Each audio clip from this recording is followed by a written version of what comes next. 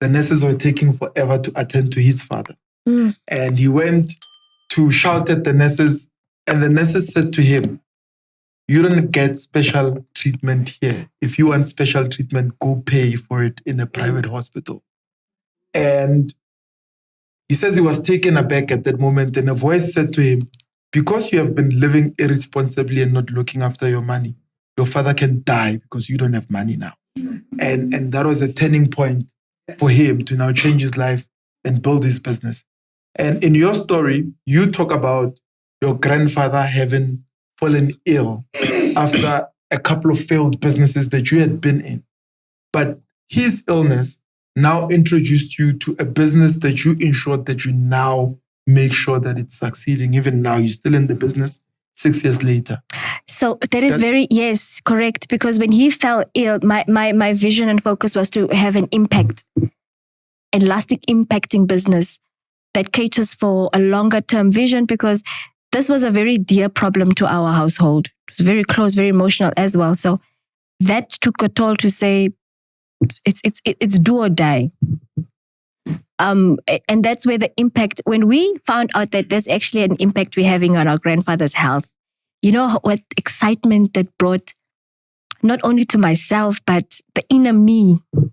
You know, I really thought the self-esteem part is being built at that moment. Yes. It was really something that I think that's the thing that's making me stand till date, is to know that I have an impact on this particular person, but not only him, but there's many other South Africans and other human beings on other planets that we didn't even know exist. You know, Germany and all those places just were places that I thought existed in my mind. Just for the sake of those who are watching online, just take us through what the problem was, what the solution became, and what the business became. Because there's a difference between a solution that solves a problem and a solution that solves a problem and then becomes a business. So the problem we faced in our household was my grandfather. I shared, he was diagnosed with liver kidney infection. And that was due to all the caffeine he's been consuming. Now, we've always been on coffee. So except for the young ones in our house, we never touched, we always smell coffee. And my grandfather, I can just remember vividly. So he was always with a cup of coffee in his hand. And there's even a documentary we've done. They've done 2 documentaries on this journey, on the story, because it was such an impacted story and people didn't believe, you know, what impact it took for the doctors to even solve this problem. But the problem was he was diagnosed with liver kidney infection, and me as an innovator in the product development space, specializing in crop production, specifically on vegetables, I knew exactly what the butternut nutrients entail. I knew I studied this plant for years. So I did a lot of research on the plant and I knew exactly what element could be contributing to his health condition. And then the doctors were the one to actually find that whatever I have been giving my grandfather is actually contributing positively towards his health. And this really sparked. Yes, it was. A business then. No. Wait. It wasn't a business. It was you trying to heal your grandfather. Yes. So he was not allowed to have caffeine. And I'm like, okay, I'm going to give him something he can't have, but in an alternative manner. Which is coffee related, but it's not coffee. Yes, an alternative for coffee, right? Yes. But this was through vigorous research and stuff. And through all this, when the doctors now wanted, I had to get the product tested. They wanted to find out, is this thing something legit?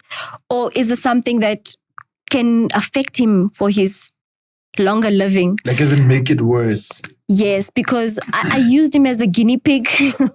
You did?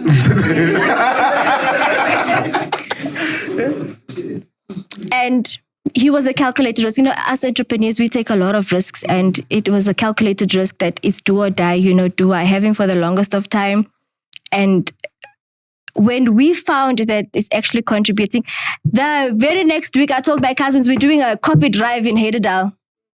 I was staying in Rocklands at the time, in Bloemfontein with my aunt. It's in Bloemfontein, yes. I was staying in Rocklands. I think. It's the biggest location in Bloemfontein. Mm-hmm. We did a coffee drive with my auntie's Datsun. It was such a humbling process. So the next day when we found this out, we did a coffee drive and we did like a try me and give us feedback on Facebook. Right. That was in 2019. Right? 2020, COVID hit. When I tried getting the funding, because that was not the business I was even thinking about doing when I got back home.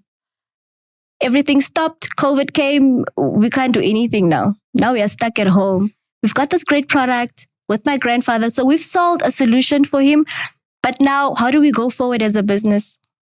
And only in July 2020, we were able to establish a profile on Facebook. That's where we started. We got feedback from the community in Bloemfontein.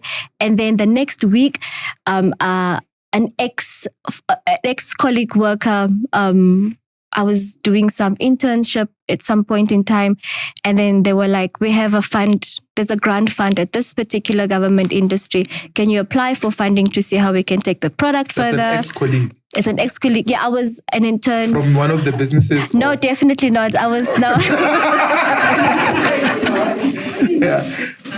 I got to recreate and my former relationships with people that now see what I'm doing now. So they've known every government department in Bloemfontein. They will tell you this person did not come in here with this business the first day she walked in here. They know my story very well. The NYDAs were there. They knew you for the other businesses. They knew me for. They were like, "Hey, Muna, what are you doing now?" Till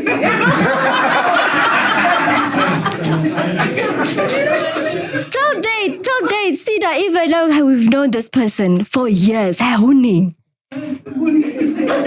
What is it about you that made them give you funding each time you wanted it? Was it the collaborative effort with others? Was the business so good? I think every time I went in there with a different pitch, they just loved it. They're like, okay, it's going to work this time. But with these other businesses that they didn't fund it, we got funded from outside of South Africa because these were big grants. Mm-hmm. So whenever I walk in now, they're like, okay, Chantelle, we're not sure. Okay, but we'll give her because, and then we would win pitches. We will win the pitch. I make sure I'm big on pitching because my life was basically a pitch. I would know exactly how to get the judges. I knew exactly what they want because I've been doing it for so many years. For 13 years, I've been pitching in front of the same people. And that's how I've built my relationship with them. Now that they see... other kids were grooving in their 20s.